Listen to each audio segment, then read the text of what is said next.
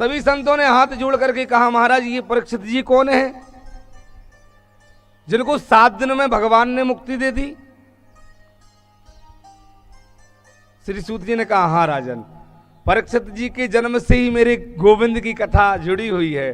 तो परीक्षित जी ऐसे संत की कथा का अवतरण हुआ। परीक्षित जी को सुखदेव मुनि ने संपूर्ण कथा श्रवण कराई। 7 दिन में मुक्ति प्रदान। कलयुग में, त्रेता की बात नहीं है, इस कलयुग में, हाँ इस कलयुग में कथा सुन करके हरिधाम को पहुंचे हैं परीक्षित जी महाराज। कलयुग का आगमन हो चुका था।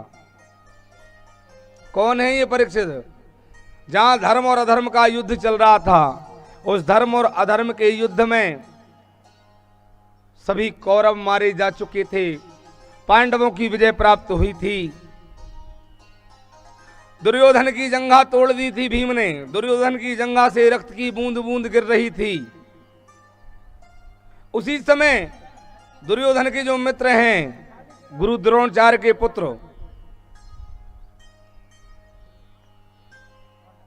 अश्वत्थामा, जिनका नाम है अश्वत्थामा, आए और आकर के दुर्योधन की दशा को देखा। दुर्योधन के शरीर से बूंद बूंद रक्त गिर रहा है, जंघा टूटी पड़ी है, दुर्योधन अपनी मृत्यु के निकट हैं। गुरुपुत्र ने जब जाकर के देखा कि मेरे मित्र की ये दशा, अश्वत्थामा ने कहा, मित्र मैं तुम्हारे लिए क्या कर सकता हूं बताओ, तुम इस दशा में हो, मैं तुम्हारे लिए क्या करूं? दुर्योधन ने उस समय पर भी यही कहा, मित्र अगर तुम मेरी व्यथा दूर करना चाहते हो, मेरे कष्ट को दूर करना चाहते हो, तो केवल मरते मरते मुझे पांडवों के शीश कटे हुए ला करके दिखा दो। मैं पांडवों के कटे हुए शीश को देखना चाहता हूं। गुरुपुत्र अश्वत्थामा ने जब ऐसा कहा तो दुर्योधन ने कहा, तो अश्वत्थामा ने कहा ठीक है। अश्वत्थामा पांडवों को मारने के लिए चले। रात्रि में एक पांडाल में 5 पांडव सो रहे हैं, 5 पांडवों के पुत्र सो रहे हैं, 5 द्रौपदी के 5 पुत्र वहीं पर सो रहे हैं। मेरे ठाकुर को सबकी चिंता है, मेरे मोहन जानते हैं, कन्हैया जी रक्षा कर रहे हैं और पांडव सो रहे हैं। अर्जुन की नींद खुली। कन्हैया जी ने अर्जुन को उठाया, अर्जुन उठो। क्यों? अर्जुन मुझे यहां पर शंका है, यहां पर कोई कष्ट आने वाला है, यहां पर कोई दुख आने वाला है, कोई विपदा आने वाली, इसलिए तुम लोगों का यहां सोना उचित नहीं है, तुम यहां से जाओ। और मैं घूम रहा हूं, तुम सो रहे हो। अर्जुन ने हाथ जोड़ करके कहा, प्रभु मैंने तो आपको जीवन भर सखा माना है, मित्र माना है। और एक बात बताऊं कन्हैया, हमें नींद इसलिए अच्छी आती है क्योंकि हमने एक चीज बड़े अच्छे से सीख ली। क्या सीखा तुमने? ये हमें भी सीखना चाहिए। अर्जुन ने बड़े भाव से कहा, कन्हैया हमें चिंता नहीं अपनी, हमें चिंता नहीं अपनी, तुम्हें चिंता हमारी है। हमारे प्रतिपाल के रक्षक सुदर्शन चक्रधारी है। ये हमने अच्छे से सीख लिया है। हमें पता है कि हमारे चक्रधारी जब तक हमारी रखवाली करेंगे, कोई बाल बांका ना कर सकेगा। जाको राखी साइया मार सके ना कोई, बाल ना बांका कर सके जो जग बैरी होए। संसार एक तरफ हो जाए, मेरे गोविंद की अगर कृपा है ना, तो कोई हमें तिन मात्र हला नहीं सकता। और संसार हमारा हो जाए, अगर मेरे ठाकुर की कृपा नहीं है ना, तो आपके काम को कोई बना नहीं सकता। ये प्रमाण है। और मेरे गोविंद की कृपा कहां होती है? जहां धर्म होता है, जहां सत्य होता है। सत्य ना दूसर धर्म समाना, ये महाभारत से हमको देखने को मिल गया है। कौरवों के पास सारी सेना थी, 100 भाई थे कि नहीं? पर मेरे गोविंद वहां नहीं थे। 5 पांडव थे, सेना भी कम थी, पर मेरे गोविंद यहां थे, तो जीत धर्म की हुई। कन्हैया ने कहा, चलो तुम्हारी श्रद्धा भक्ति है, जो भी चाहो कहो, लेकिन अभी यहां से जाओ। पांचों पांडवों के सोने का स्थान बदल दिया। गुरुपुत्र अश्वत्थामा आए, देखा कि 5 व्यक्ति ओढ़ करके सो रहे हैं, अंधेरे की वजह से दिखाई नहीं दिया। 5 लोगों के शीश को काटा, अपने हाथ में गुरुपुत्र ने लिए, लेकर के चले दुर्योधन के पास और दुर्योधन से जाकर के कहा, लो मित्र, मैंने तुम्हारी इच्छा की पूर्ति कर दी, देख लो ये 5 पांडवों के सिर हैं। जैसे ही उजाले में दुर्योधन ने उन मस्तकों को देखा, देख करके रुदन करने लग जाता है।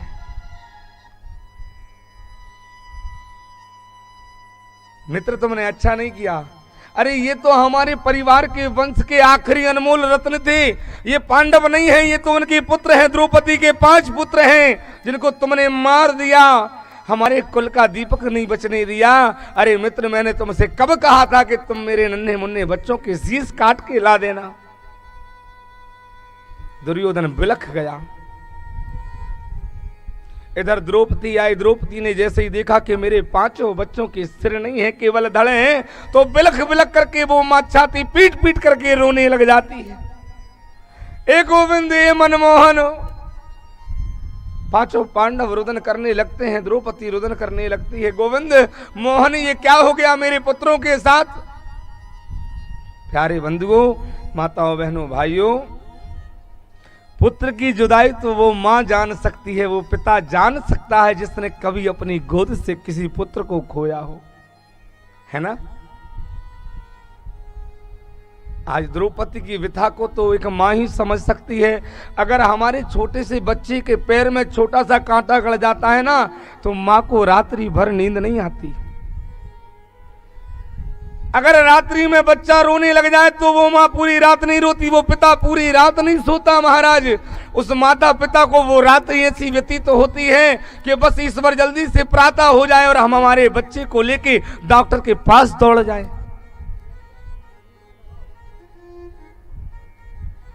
आज द्रौपदी की गोद से तो 5 के 5 पुत्र चले गए, जिनका मुखड़ा भी देखने को नहीं मिल रहा है, शीश कटे पड़े।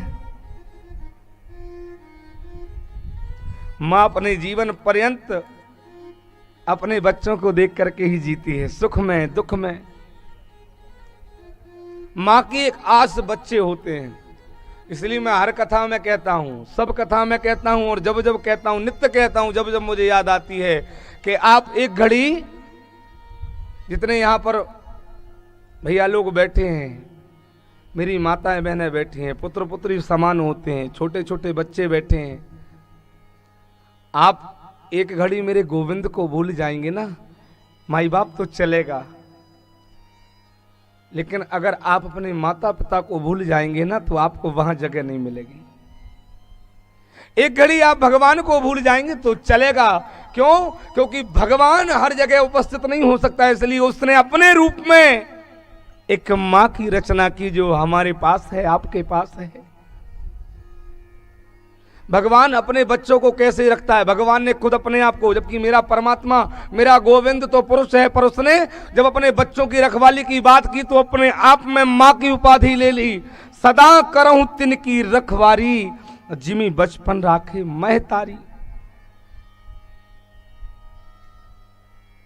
एक घड़ी व्यक्ति उसको भूल जाए, पर मां को कभी ना भूले, क्योंकि मां से व्यक्ति का जीवन है, मां से व्यक्ति का अस्तित्व है, पिता से व्यक्ति का अस्तित्व है। आज मां अपने जीवन के सारे अरमानों को घोंट करके रख देती है अपने पुत्र के लिए, सारे अरमानों को। ध्यान रखना, मां दिन भर काम में लगी हो, दिन भर, और शाम को 4 बजे भोजन करने बैठ जाए, घर में केवल 2 रोटी बची हो, और वो 2 रोटी खाने अगर बैठ जाए और बच्चा खेलता खेलता आकर के कह दे मां मुझे भूख लग रही है, तो वो मां एक पल भी नहीं सोचती, और उस थाली को दिन भर की भूखी मां सरका के अपने हाथ से निवाले को अपने बच्चे को खिला देती है, अपने पुत्र को खिला देती है, दिन भर की भूखी मां। और जब बड़ा होकर के वही बच्चा उस मां को घर से बाहर बिठालता है ना, तो ये कलेजा उस मां का नहीं, उस भगवान का फटता होगा। ध्यान रखना, ऐसा क्यों होता है मुझे समझ में नहीं आता। ऐसा आखिर क्यों? जीवन भर जिस मां ने, जिस पिता ने हमें जन्म दिया, पाला पोसा बड़ा किया, बुढ़ापे पर हमें वही मां और पिता बुरे क्यों लगते हैं? अरे मैं ये नहीं कहता हूं कि आप अपनी मां से लड़ो मत लड़ो, लड़ने किससे जाओगे? पिता से लड़ो मत लड़ो, किससे लड़ने जाओगे? माई बाप किससे जाओगे लड़ने? पर उस लड़ में आपका प्रेम न, जब भी माता पिता पर क्रोध आएगा ना, तो क्रोध आने के बाद भी एक बात याद रखना कि पिता से ही तुम्हारा अस्तित्व है, मां से तुम्हारी पहचान है। उस मां ने तुम्हें जन्म दिया है, उसके सारे सपनों का त्याग किया है, पिता ने अपनी शरीर की पूरी क्षमता का खून पसीने में बहा बहा के पाल करके बड़ा किया है। उस जमाने में तो कोई सुविधाएं नहीं होती थी, पाल पोस के बड़ा करके आज तुमको इस लायक बनाया है। उस लायक बनने के बाद तुमने अगर घर से बूढ़े माँ बाप बाहर काट दिया तो यार पर की बात छोड़ो तो नरक में जगह नहीं। क्यों? कुछ लोग बड़े बड़े जो होते ना, उनने कहा महाराज अनाथ आश्रम में माता पिता को भेज दिया, वृद्धाश्रम में माता पिता को भेज दिया। मैं निंदा करता हूं ऐसे लोगों की जो अपने माता पिता को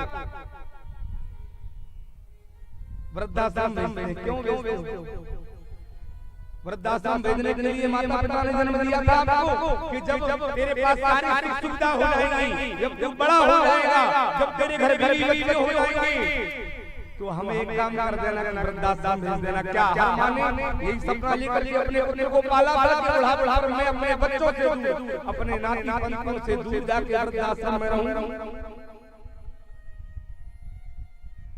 बूढ़े माता पिता आपकी जिम्मेदारी, बूढ़े माता पिता हमारी जिम्मेदारी है कि वो हमारे साथ रहें, हमारे सुख में हमारे दुख में हमारे साथ रह करके हमारे साथ जीवन यापन करें। उनकी कृपा हमारे ऊपर सदैव बनी रहे।